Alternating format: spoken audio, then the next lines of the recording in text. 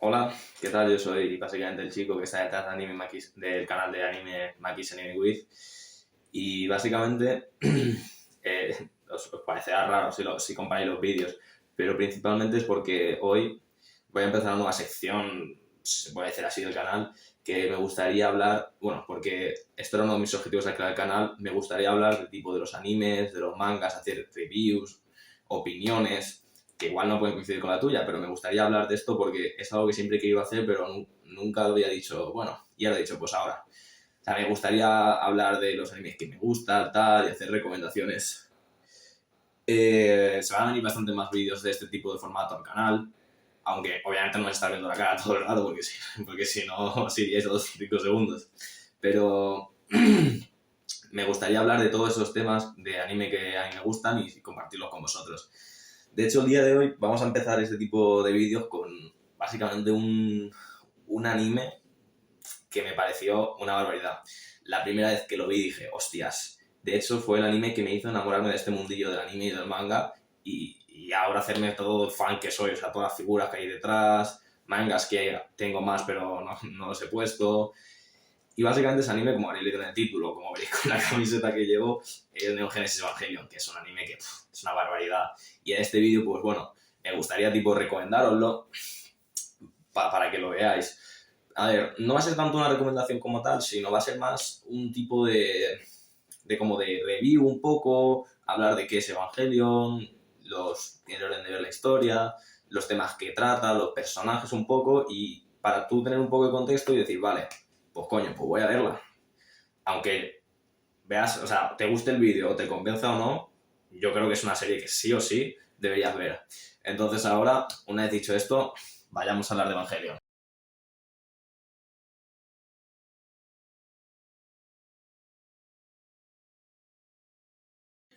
Para hablar de la historia de Evangelion tenemos que separar la historia en tres grandes bloques, cada uno independiente. Aunque los tres comparten básicamente la misma idea, toman diferentes caminos. El primero salió en 1994, que es el manga, que realmente este nació como promoción de la serie que después saldría el mismo año y acabaría en 1995. Después, la serie original, que es la de 1994 1995, acabo de decir, y por último salieron los rebuilds, que fueron como una reimaginación, un remaster donde cambiaron la historia a partir de más o menos el capítulo 8 de la serie original. Es decir, el principio era el mismo, pero empezaron a cambiar todo y ese arco consta de 4 películas, pero de las cuales ahora no voy a hablar porque lo que quiero hablar es de la serie original, que es lo que te quiero recomendar. Dentro de la serie original también tenemos que añadir una película que salió en 1997 que se llama The End of Evangelion. Y básicamente esta existió porque al final de la serie original, bueno, vamos a llamarla a partir de la Neo Genesis Evangelion, ¿vale? Cada vez que me refiero a Neo Genesis Evangelion va a ser Evangelion original porque no me apetece decir serie original 20 veces, ¿vale? Básicamente en Evangelion lo que pasó es que al final de los últimos episodios, ya hacia el 25 y el 26, se llegaron a quedar sin presupuesto. Y claro, se podían ver algunas animaciones ya hechas con crayones, literalmente, que tú dices, madre mía, ¿pero qué es esto? Entonces, la gente de la comunidad se quejó porque cómo podía ser que una serie tan buena tuviese un final tan confuso, porque además era un final confuso que poca gente entendía. Entonces, ahí en 1997 ya sacaron otra película, ahora con presupuesto, que es básicamente un cierre a la saga original, Neo Geo Evangelion, la cual también se completa con el final. O sea que es totalmente recomendable verse tanto la serie como esa película, no separarlo. Ahora, después de contarte un poco cuál es el contexto de Evangelion, tenemos que hablar también un poco, muy importante, de la revolución que este supuso. Porque tenemos que pensar que en 1994, o sea, los animes más clásicos, o sea, los más normales, los más mainstream, eran pues prácticamente animes de peleas y de chicas mágicas como Sailor Moon, la de peleas como Dragon Ball, cosas de este estilo, menos alguno que otro, pero Evangelion fue una revolución en cuanto a de qué hablaba, porque aunque tú veas en las portadas y te vendan los robots y todo eso, realmente lo que de lo que habla Evangelion, No es de peleas de robots, no es de salvar al mundo. Habla sobre la depresión. Habla sobre la depresión de un chico. Habla sobre la depresión de una persona que está presionada para hacer cosas. Y eso es un punto que me gusta muchísimo Evangelion, por cómo tratan esa depresión, que es algo increíble.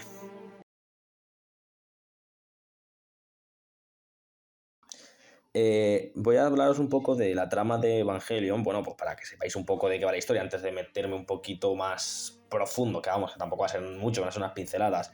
Pues sin contar mucho spoiler, Evangelion nos sitúa en una tierra, en Japón, de hecho, casi posapocalíptica, donde unos seres llamados ángeles se dedican a atacar a la humanidad.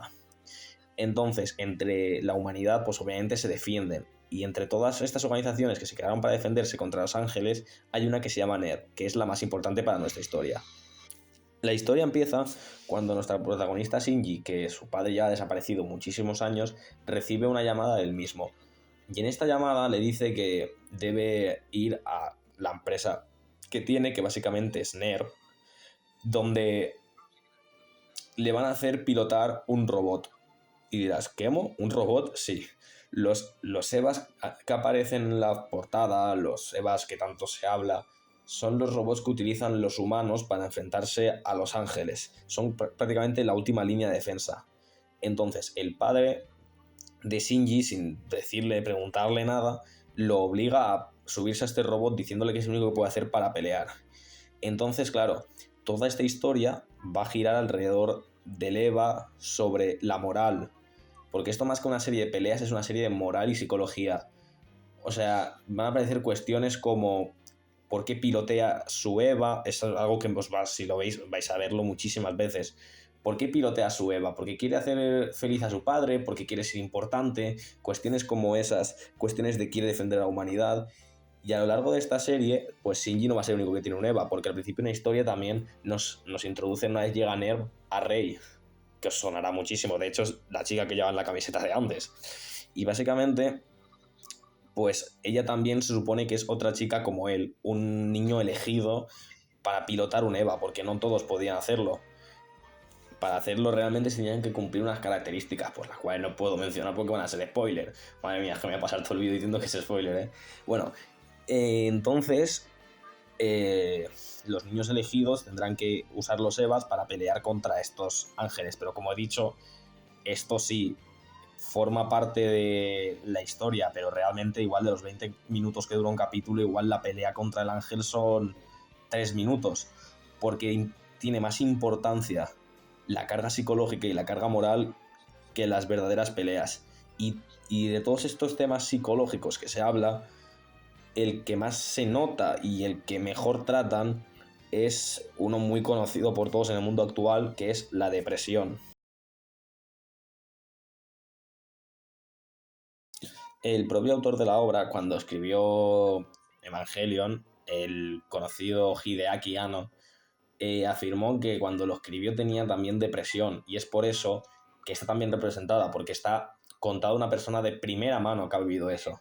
¿Y cómo se retrata esa depresión? Pues esa depresión se retrata en el protagonista, Shinji, que seguramente habréis oído cantidad de memes increíbles, como los que voy a poneros ahora en pantalla, que si súbete a Eva, Shinji, o el típico que veréis de Shinji sentado en una silla de plástico, en plan como pensando. ¿Sabes? Que sí, hacen gracia. Pero realmente, bajo mi punto de vista, es que Shinji es un protagonista cojonudo. Y claro, tú dirás, ¿cómo un protagonista cojonudo? ¿Por qué? Y yo digo, pues mira, porque básicamente Shinji es humano. Eso es lo mejor de todo. Shinji es humano. No es un personaje de anime caracterizado, o sea, sí que es un personaje de anime, pero no es un personaje caracterizado como valiente, como fuerte, como todo. Es una persona como cualquier otra, como tú o como yo. No es Goku, no es Ichigo, no es Mark Evans, no es un protagonista que saque adelante todo, no es un protagonista que al final consiga resolver todos los problemas, no, es un protagonista como tú, como yo, que está traumado, que tiene depresión, y eso es lo mejor. No es un Goku que al final, bueno, sí, Goku es la polla, o sea, Goku es increíble, No estoy criticando a Goku, pero lo que estoy diciendo es que es un personaje diferente. Entonces, claro, muchas veces llega la rabia, pero eso es parte del personaje. Porque es una persona más, una persona que siente, es alguien con quien te puedes sentir identificado. Obviamente, por ejemplo, hay momentos puntuales de la serie donde, por ejemplo, comete errores o no hace lo que debería o se equivoca bastante o simplemente huye de los problemas, pero es que si nos pusiésemos en su situación seguramente haríamos algo parecido, porque no es fácil lo que está haciendo. No digo que lo que haga está bien, porque muchas veces lo que hace es una tontería y lo único que hace es aislarse del mundo, pero es un comportamiento muy humano, es algo que muchísimas personas hacen de normal. No es algo que... Es algo que todo el mundo ha podido vivir en cualquier momento, ¿sabes? A mí me encanta Shinji por eso, porque es muy humano y porque es como cualquiera de nosotros y se podría identificar con nosotros. Es simplemente un niño que está traumado y que está obligado a hacer algo. Hablando de Shinji y la depresión, también tenemos que hablar muy importante de un tema que se va a repetir a lo largo de toda la serie, que es llamado el dilema del erizo. Que básicamente, para los que lo entendáis un poco, esto realmente fue como una parábola que presentó un filósofo llamado Arthur Schopenhauer, pero bueno, eso va a sonar a chino. Es básicamente un tema que dice que dos erizos tienen frío y se quieren acercar, pero cuanto más se acercan, más se pinchan, por lo tanto tienden a alejarse.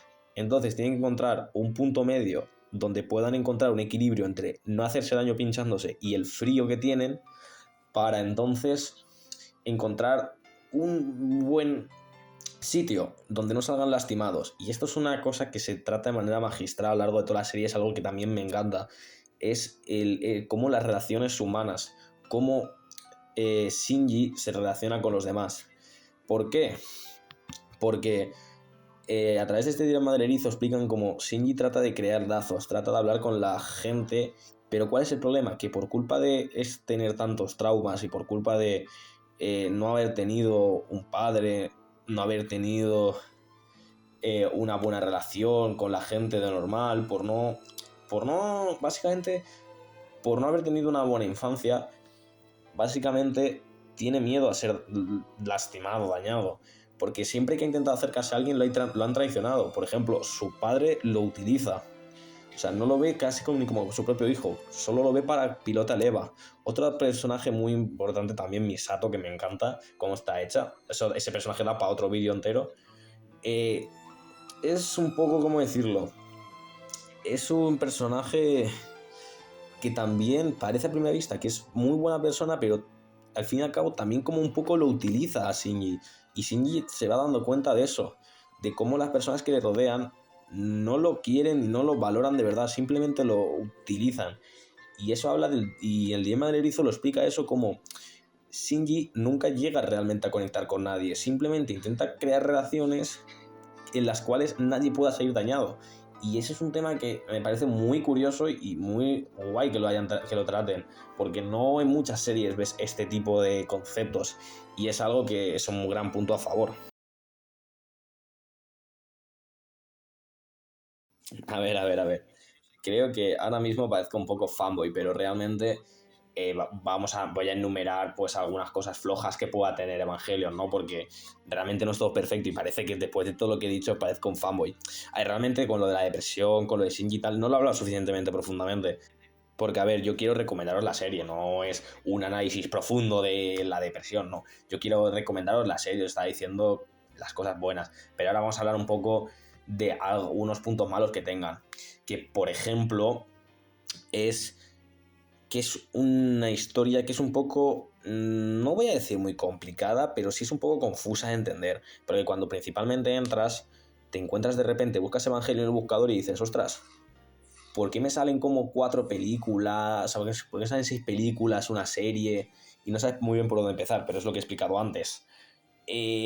También he de decir que en la serie original, o sea, de Evangelion, a veces hay cosas que no se llegan a entender muy bien y es una serie que tienes que estar 100% concentrado para entenderla.